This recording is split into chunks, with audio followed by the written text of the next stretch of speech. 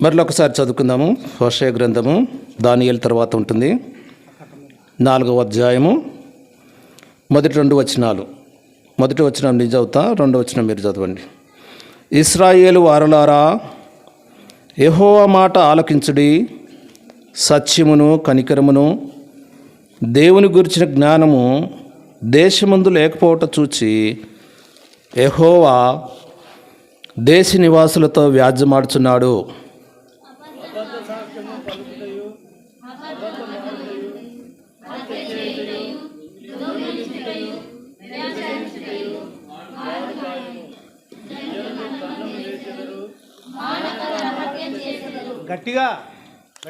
అదే హోషేయ గ్రంథము 6వ అధ్యాయము 4వ వచనం కలిసి చదువుకుందాం. హోషేయ గ్రంథము అదే 6వ అధ్యాయము 4వ వచనం. ఎఫ్రాయిము, నిన్ను నేనేమో చేతును, యూదా నిన్ను నేనేమి చేతును, తెల్లవారగానే కనపడు మేఘం ఎగిరిపోవునట్లును ప్రాతకాలమున పడు మంచు ఆవిరిపోవునట్లును మీ భక్తి నిలవకపోవును. ఇక్కడ ఎఫ్రాయిముని గురించి, యూదాను గురించి మనము చూస్తున్నాం. మొదటి అధ్యాయం 4వ అధ్యాయంలో మొదటి వచనంలో ఏముంది? దేవుని గూర్చిన జ్ఞానము దేశమందు లేకపోవట చూచి యెహోవా దేశ నివాసులతో వ్యాజ్యమాడును. వ్యాజ్యమాడునంటే కొట్లాడుట, అంటే దేశ నివాసుల చేత యెహోవా కొట్లాడుతున్నాడు. ఏంటి అంటే దేవుని గురించిన జ్ఞానము లేకపోవట. ఇక్కడ 6వ అధ్యాయము 4వ వచనంలో ఏమంటున్నాడు? ఎఫ్రాయిము, నిన్ను నేనేమి చేతును, యూదా నిన్ను నేనేమి చేతును, తెల్లవారగానే కనపడు మేఘం ఎగిరిపోవున్నట్లును ప్రాతకాలమున పడు మంచి ఆవిరిపోవున్నట్లును మీ భక్తి నిలవకపోవును. భక్తి ఈ 4వ అధ్యాయము మొదటి వచనంలో మనం చూస్తే, 4వ అధ్యాయం మొదటి వచనంలో కనికరము, ప్రేమ, దేవుని గూర్చిన జ్ఞానము దేశమందు లేకపోవట చూచి, ఇక్కడ 6వ అధ్యాయం 4వ వచనంలో ఎఫ్రాయిము నిన్ను నేనేము చేతును అంటున్నాడు. ఈ ఎఫ్రాయిము ఎవరు? మనం ఒకసారి చూస్తే ఆదికాండము 41వ అధ్యాయము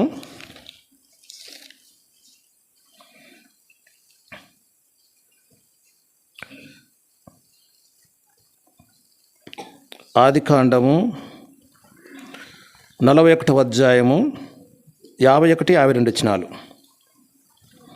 అప్పుడు యోసేపు, దేవుడు నా సమస్త బాధను నా తండ్రి ఇంటి వారినందరినీ నేను మర్చిపోవున్నట్లు చేసినని చెప్పి తన జ్యేష్ఠ కుమారునికి మనస్సే అని పేరు పెట్టెను. తరువాత అతడు నాకు బాధ కలిగిన దేశమందు దేవుడు నన్ను అభివృద్ధి పొందించినని చెప్పి 2వ వానికి ఎఫ్రాయిము అని పేరు పెట్టెను. వీరు యోసేపు కుమారులు. వీరు యోసేపు ఎవరి కుమారుడు? యాకోబు కుమారుడు. యాకోబు ఎవరి కుమారుడు? ఇసాకు కుమారుడు. ఇసాకు ఎవరి కుమారుడు? అబ్రాహాము కుమారుడు. ఇట్లా అంటే యాకోబు దగ్గరకు వచ్చినప్పుడు ఈ 12 గోత్రాలు వస్తున్నాయి. ఈ 12 గోత్రాల్లోన ఒక గోత్రానికి స్వాస్థ్యం ఇయ్యలేదు. ఎవరు? లేవి గోత్రానికి. లేవీలకు స్వాస్థ్యం లేదన్నట్టు. ఆ 12 గోత్రాల్లోన లేవి గోత్రం తీసేసి ఇక్కడ మనస్సే, ఎఫ్రాయిములకు అంటే సగం సగము ఇద్దరిని కలిపి ఒక గోత్రముగా లెక్కించాడు. ఇక్కడ వారికి కానాడు దేశంలోన యెహోషువ వారికి స్వాస్థ్యములు ఇచ్చాడు. అయితే ఇక్కడ యోసేపు ఏమంటున్నాడు? 52వ వచనంలోన, తర్వాత అతడు నాకు బాధ కలిగిన దేశమందు దేవుడు నన్ను అభివృద్ధి పొందించనని చెప్పి ఆ 2వ వానికి ఎఫ్రాయిము అని పేరు పెట్టెను. ఎఫ్రాయిము అనగా అర్థము బాధ, అంటే అభివృద్ధి పొందించుట. బాధ కలిగిన దేశమందు దేవుడు తనను వృద్ధి చేశాడు. అందుకే ఇక్కడ హోషేయ గ్రంథంలో అంటున్నాడు, ఏమంటున్నాడు? ఎఫ్రాయిము నిన్ను నేనేమి చేతు అంటే దేవుని గూర్చిన జ్ఞానము అతనిలో లేకపోవట దేవుడు చూచి దేవుని యందు భయభక్తులు కలిగి ఉండుట తనలో లేకపోవట చూచి ఎఫ్రాయిము నేనేమి చేతును, నిన్నేమందును. జ్ఞానము 4వ అధ్యాయం 1వ వచనంలో చూస్తున్నాం. దేవుని గూర్చిన జ్ఞానము లేకపోవట దేశమందు చూచి. అయితే యాకోబు పత్రికలో ఒక మాట చూస్తాం చూడు. యాకోబు పత్రిక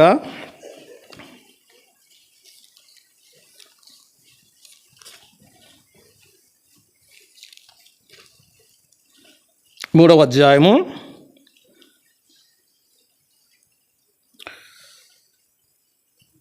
15వ వచనం. ఈ జ్ఞానము పైనుండి దిగివచ్చినది కాక భూ సంబంధమైనదియు ప్రకృతి సంబంధమైనదియు దయ్యముల జ్ఞానం వంటిదై ఉన్నది. 16వ వచనం. ఏలైనగా మత్సరమును వివాదము ఎక్కడ ఉండునో అక్కడ అల్లరియు ప్రతి నీచ కార్యము ఉండును. 17వ వచనం. అయితే పైనుండొచ్చు జ్ఞానము మొట్టమొదట పవిత్రమైనది, తర్వాత సమాధానకరమైనది, మృదువైనది, సులభముగా లోబడినది, కనికరముతోనూ మంచి ఫలములతోనూ నిండి కొనినది, పక్షపాతమైనను వేషధారణైనను లేనిదినై ఉన్నది. 18. నీతి ఫలము సమాధానం చేయువారికి సమాధానమందు విత్తబడును. ఇక్కడ 17వ వచనంలో మనం చూస్తున్నాం, పైనుండొచ్చు జ్ఞానము మొట్టమొదట పవిత్రమైనది.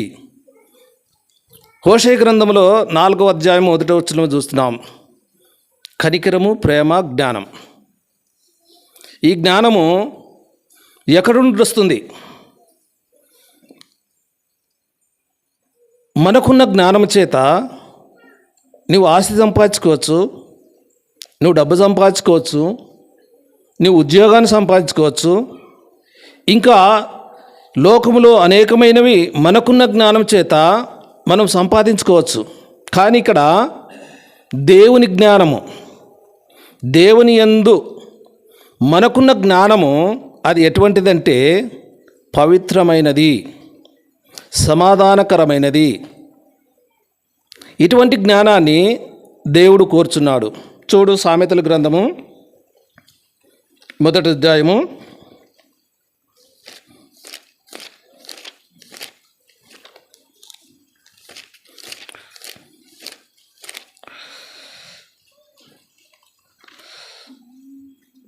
22వ వచనం. ఎట్లనగా జ్ఞానము లేని వారులారా, మీరెన్నాళ్ళు జ్ఞానము లేని వారుగా ఉండగోరుదురు? అపహాసకులారా, మీరెన్నాళ్ళు అపహాస్యం చేయుతూ ఆనందించుదురు? బుద్ధిహీనులారా, మీరెన్నాళ్ళు జ్ఞానమును అసహించుకుందురు? చాలు. ఎట్లనగా జ్ఞానము లేని వారులారా, మీరెన్నాళ్ళు జ్ఞానం లేని వారుగా ఉంటారు. ఇది లోక జ్ఞానం కాదు, దేవుని గూర్చిన జ్ఞానం. ఈరోజు చివరి దినము, అది మరి దైవసేవకునికి ఎక్కువ సమయాలని నేను అనుకుంటున్నాను. అయితే కొంత సమయాన్ని నేను మాట్లాడిన తర్వాత నేను ముగిస్తాను. ఇక్కడ జ్ఞానం లేని వారులారా, బుద్ధిహీనులారా, అపహాసకులారా అంటున్నాడు.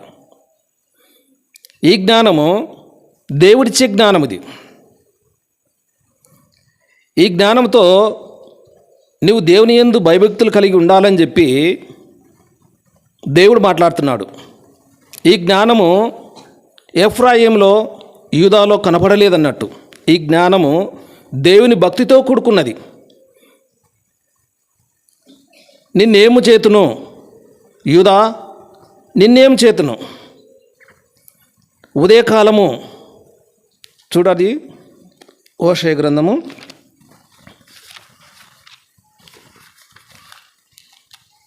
6వ అధ్యాయము 4వ వచనం.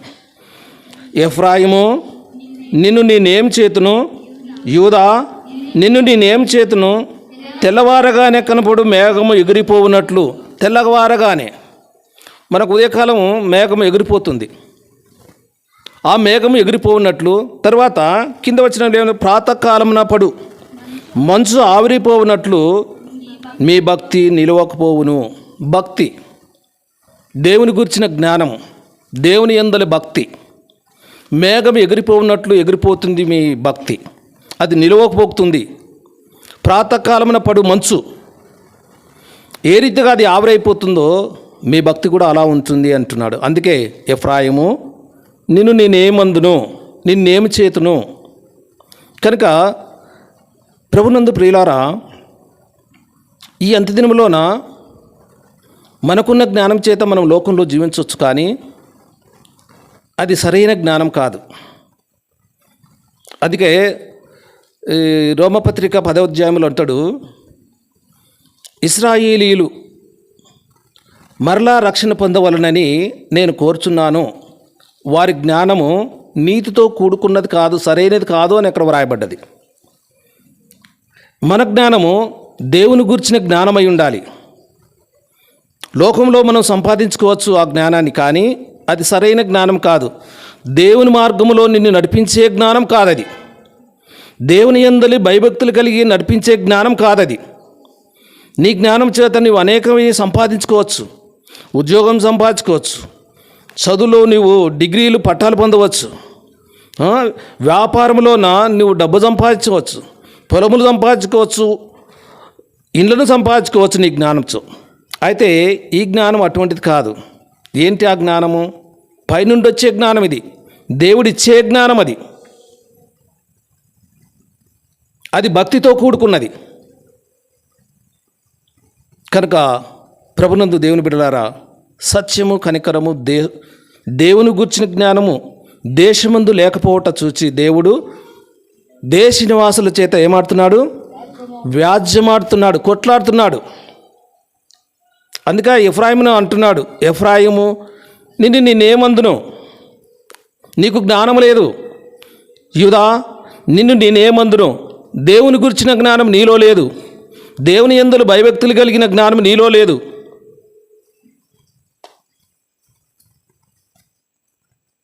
కనుక ఈ రాత్కాలం మందు మనము ఒకసారి కొన్ని వచనాలు చూసుకొని దేవుని గురించిన కొన్ని మాటలు మీ ముందుకు తీసుకురావాలని చూస్తున్నాను. ఇర్మియా గ్రంథము 4వ అధ్యాయము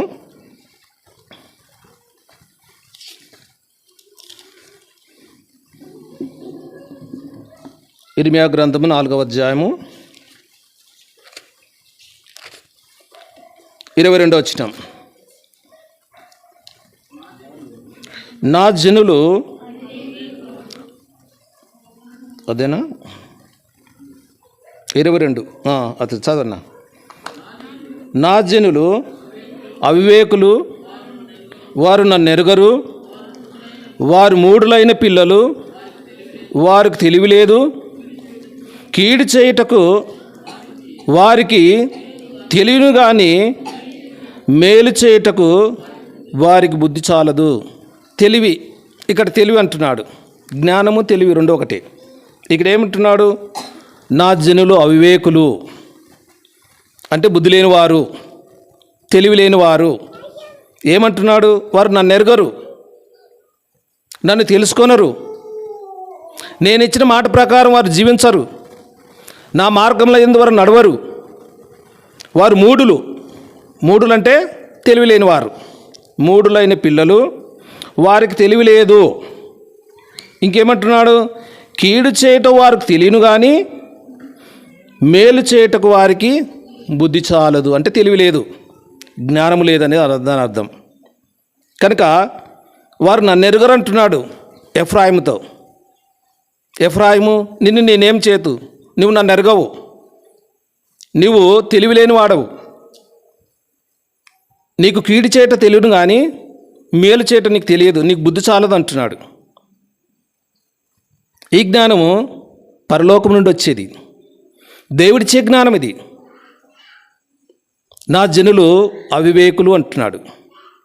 కనుక ఈ రాత్కాలము దేవుడిచ్చిన జ్ఞానం చేత మనం లోకంలో జీవించాలని దేవుడు కోరుచున్నారు. దేవుణ్ణి కలిగి జీవించాలని దేవుడు కోరుతున్నాడు. బుద్ధిహీనులారా, జ్ఞానం లేని వారులారా, ఎన్నాళ్ళ మట్టుకు మీరు జ్ఞానం లేకుండా జీవిస్తారు? బుద్ధిహీనులారా, బుద్ధి లేకుండా మీరు ఎన్నాళ్ళు జీవిస్తారు? బుద్ధి కలిగి మీరు జీవించాలని దీని అర్థం ఇక్కడ. కనుక దేవుని గురించిన జ్ఞానం నీలో ఉండాలి. దేవుని గురించిన భక్తి నీలో ఉండాలి. ఉదయకాలం ఎగిరిపోయే మేఘములే కాదు, ప్రాతకాలమున మంచు ఆవిరిపోయినట్టు కాదు నీ భక్తి, నీ తెలివి, నీ జ్ఞానము ఎలా ఉండాలి? సమాధానకరమైనదిగా ఉండాలి. మంచి ఫలములతో కూడినదై ఉండాలి. ప్రేమతో కూడినదై ఉండాలి. కనుక ఈ రాత్కాలమందు మనం ఎలా ఉన్నామో ఒకసారి మనం పరీక్షించుకుందాం. దేవుని గురించిన జ్ఞానము, దేవుని యందు భయభక్తులు నీకు కలిగి ఉన్నావా? ఒకసారి మనం ఆలోచిద్దాం. అలా లేకపోతే మన జీవితాలు సరి చేసుకుందాం. దేవుని గురించి జ్ఞానంతో ఈ లోకంలో మనం బ్రతుకుదాం. ఇంకొక వచనం చూసుకుందాం. అదే ఇర్మియా గ్రంథము 5వ అధ్యాయము 4వ వచనం. నేను ఇట్లా అనుకుంటుని, మీరు ఎన్నిక లేని వారై ఉండి యెహోవా మార్గమును తమ దేవుని న్యాయవిధిని ఎరగక బుద్ధిహీనులై ఉన్నారు. తమ దేవుని న్యాయవిధిని ఎరగక వారు ఏమై ఉన్నారు? బుద్ధిహీనులు. దేవుని న్యాయవిధిని మనం తెలుసుకోవాలని దేవుడు కోరుతున్నాడు. దేవుడిచ్చిన ఆజ్ఞ ప్రకారం మనం జీవించాలని కోరుతున్నాడు. దేవుడు ఈ లోకంలో జీవించినప్పుడు ఒక మాట అన్నాడు, నా మాట విని వాటి చొప్పున చేయివాడు బండ మీద తన ఇంటిని కట్టుకునిన బుద్ధిమంతుని పోలి ఉన్నాడు. నా మాట వినక వాటి ప్రకారం చేయని వాడు ఇసుక మీద తన ఇంటిని కట్టుకున్నవాని పోలి ఉన్నాడు. ఇసుక మీద కట్టుకున్న ఇల్లు ఎంతసేపు ఉంటున్నది? కింద సరైన బునాది లేకుండా అది ఎంతసేపు నిలబడదు. వాన వచ్చింది, వరద వచ్చింది, గాలి విసిరి ఆ ఇంటి మీద కొట్టింది, ఆ ఇల్లు ఏమైపోయింది? కూలబడ్డది. బుద్ధిహీనుడు కట్టుకునే ఇల్లు అలా ఉంటుంది. మన భక్తి కూడా అలా ఉందని ఎఫ్రాయింతో అంటున్నాడు. ప్రాతకాలమున మరి నిలవకుండా కరిగిపోయే మంచు వలె నీ భక్తి నిలవకుండా వెళ్ళిపోతుంది అంటున్నాడు. కనుక దేవుని గురించిన జ్ఞానం మనం కలిగి ఉండాలి. ఆ జ్ఞానము దేశమందు లేకపోవటం దేవుడు చూచి దేశ నివాసులు ఏమంటున్నాడు? వ్యాజ్యమాడుతున్నాడు, కొట్లాడుతున్నాడు. కనుక దేవుని బిడ్డలారా, దేవుని గురించిన జ్ఞానంతో మనం ఈ లోకంలో జీవించాలి. ఆ జ్ఞానము పవిత్రమైనదై ఉండాలి, మంచి ఫలములతో కూడుకున్నదై ఉండాలి, ప్రేమ కలిగినదై ఉండాలి, సమాధానకరమైనదై ఉండాలి, ఒకరినొకరిని ప్రేమించుకునేదిగా ఉండాలి, ఒకరినొకరు భక్షించుకునేది కాదు. అది అక్కడ అంటున్నాడు కదా, ఏమంటున్నాడు? 4వ అధ్యాయము అది హోషేయ 4వ అధ్యాయము 2వ వచనం. అబద్ధ సాక్ష్యం పలుకుటయు, అబద్ధమాడుటయు, హత్య చేయుటయు, దొంగలించుటయు, వ్యభిచరించుటయు వాడుకాయనంటే అలవాటు చేసుకున్నారు. దేవుని గురించిన జ్ఞానం లేకపోవట దేవుడు చూచాడు. వాళ్ళు ఎలాంటి స్థితిలో ఉన్నాడు? అబద్ధ సాక్ష్యం పలుకుట, అబద్ధమాడుట, హత్య చేయుట, దొంగలించుట, వ్యభిచరించుట, ఇవన్నీ అక్కడున్న జనులకు అలవాటైనట్టు ఇర్మియా రాస్తున్నాడు, హోషేయ రాస్తున్నాడు. కనుక ప్రభునందు ప్రియులారా, ఈ చివరి దినంలో, ఈ 3వ రాత్రికాల సమయంలో మనం ఎలాంటి స్థితిలో ఉంటున్నాం? దేవుని గురించిన జ్ఞానం కలిగి ఉంటున్నామా? ఎఫ్రాయిం వలె నీ భక్తి నిలవకుండా వెళ్ళిపోతుందా? మేఘం వలె ఎగిరిపోతుందా? ప్రాతకాలంలో మంచు కరిగిపోయినట్లు నీ భక్తి కరిగిపోతుందా? ఎన్నాళ్ళు జ్ఞానం లేకుండా ఈ లోకంలో జీవిస్తావు. ఈ లోక జ్ఞానంతో నీ జీవించవచ్చు, కానీ దేవుడిచ్చే జ్ఞానంతో మనం బ్రతకాలి. ఆ జ్ఞానం మొట్టమొదటి పవిత్రమైనది అంటున్నాడు యాకోబు పత్రికలో. యెషయా గ్రంథము మొదటి అధ్యాయము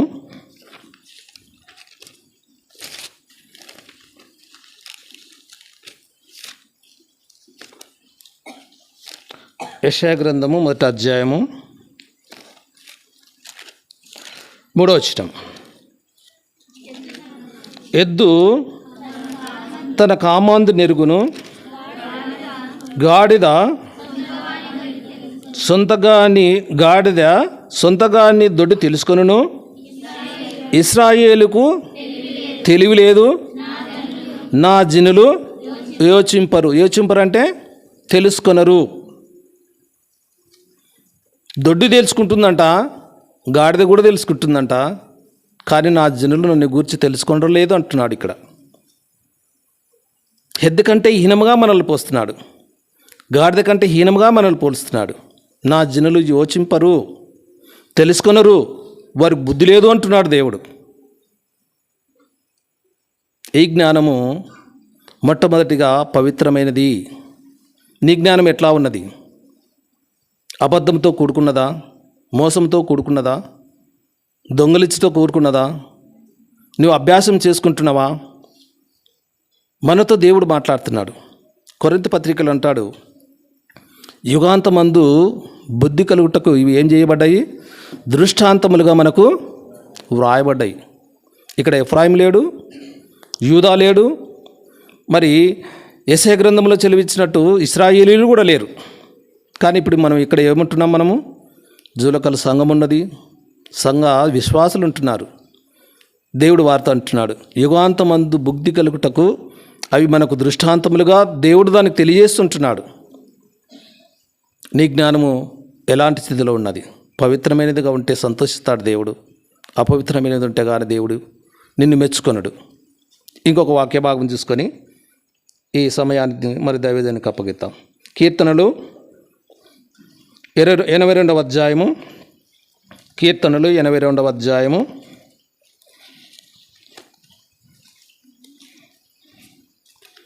5వ వచనం.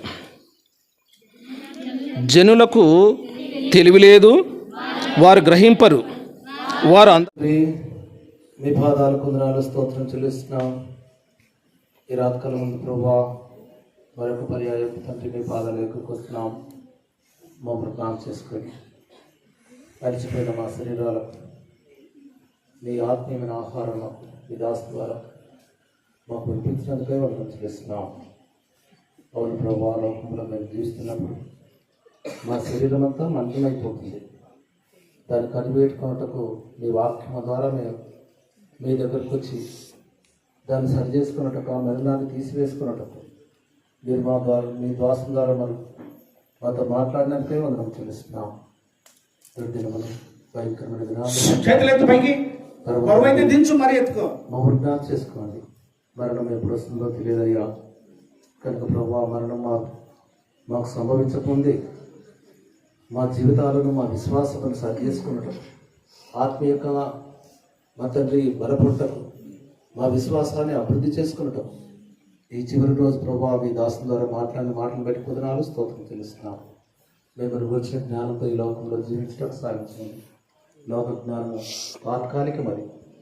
లోక జ్ఞానము మనసులో మా ప్రభు చెడును పుట్టిస్తుంది, ద్వేషమును పుట్టిస్తుంది, అసూయను పుట్టిస్తుంది.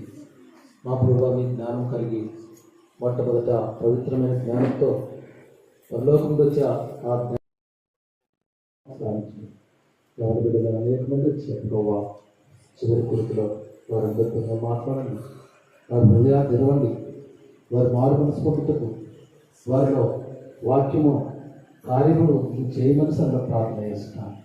చేత మా పిల్లలందరినీ ప్రభు ఒకరికొకరు ద్వేషించుకోకుండా, ఒకరికొకరు ద్వేషించకుండా ప్రేమ కలిగి మా తండ్రి మీ ప్రేమలో మేము సాగిపోవటం మాకు సాగించేయండి. మేమంతా ఒక అవయముగా ఉండటం మేము పిలువబడ్డాం, అది సత్యం ప్రభు. కానీ మేము ఒక అవయవంగా ఉండకుండా మమ్మల్ని మేము ఖర్చుకుంటున్నాం, ద్వేషించుకుంటున్నాం, దూషించుకుంటున్నాం. కానీ ఇలాంటి మీ వాక్యం ద్వారా మాకు మాట్లాడినట్టే పిలుస్తాం. ఆ మరినాడు మనం పూర్తి పిల్లలైన మీ వాక్యం ద్వారా మమ్మల్ని శుద్ధి చేసి మీ వాక్యం ద్వారా మమ్మల్ని అభివృద్ధిపరచమని, ఆత్మీయ స్థితిలో మమ్మల్ని వృద్ధి చేయమని సన్న ప్రార్థన చేస్తాం. ఆత్మచేత శరీర క్రియలను సంపవేటకు మీ కృప దయచేయమని సంఘ ప్రార్థన ఎంతో పైకి చేయు. ప్రభావ మా అందరితో మీరు మాట్లాడడానికి స్తోత్రం. ఎవరి బిడ్డలు ఎంతో మంది ఉన్నారు. వారితో మీరు మాట్లాడండి.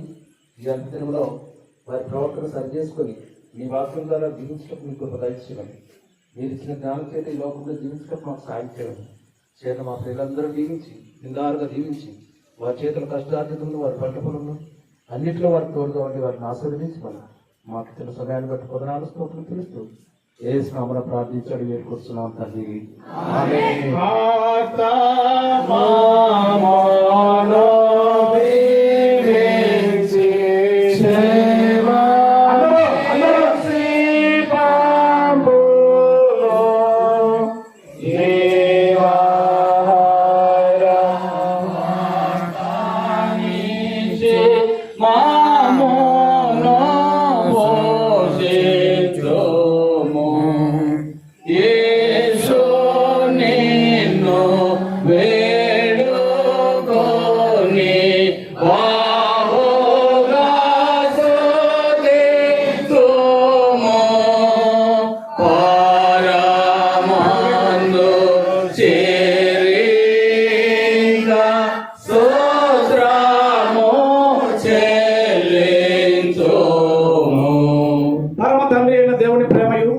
పరమ రక్షకుడైన యేసుక్రీస్తు కృపయు పరిశుద్ధాత్మ యొక్క అన్యోన్య సహవాసము ఆదరణ భద్రత ప్రేమ సమాధానం కలిగి ఉన్నట్లు ప్రతి విషయంలో శోధింపబడే అవకాశం ఉన్నది. వాక్యము చేత మీ పునరుత్థాన శక్తి చేత సంఘ సహవాసం చేత ప్రార్థనా సహవాసం చేత మేము శుద్ధి చేయబడుటకు బలం పొందుటకు అనేక విషయాలు మాట్లాడుతూ మమ్మల్ని బలపరిచి నీ సన్నిధిలో జీవించున్నట్లు సంఘ పరిచర్య నానాటికి విస్తరించున్నట్లు సహోదరుడు మికాయల్ సీరియస్గా ఆసుపత్రిలో ఉంటుండగా డాక్టర్తో మాట్లాడినట్లు సంఘము క్షేమాభివృద్ధి నొందినట్లు మరి పౌలయ్య పరిస్థితిని కూడా మీకు తెలియపరుస్తూ వారికి కూడా మేలు కలుగునట్లు సత్యానందం గారిని బట్టి కూడా ప్రార్థిస్తూ లేక నీ సన్నిధిలో నీకు అప్పచెప్తూ రేపు ఉదయకాలపు ఆరాధనలో మేమందరము కూడుకొని మనలాంటి సన్నిధిని అనుభవించున్నట్లు ఆయన సన్నిధి సదా తోడై ఉండి నడిపించును గాక. ఆమేన్. ఆమేన్. ఆమేన్.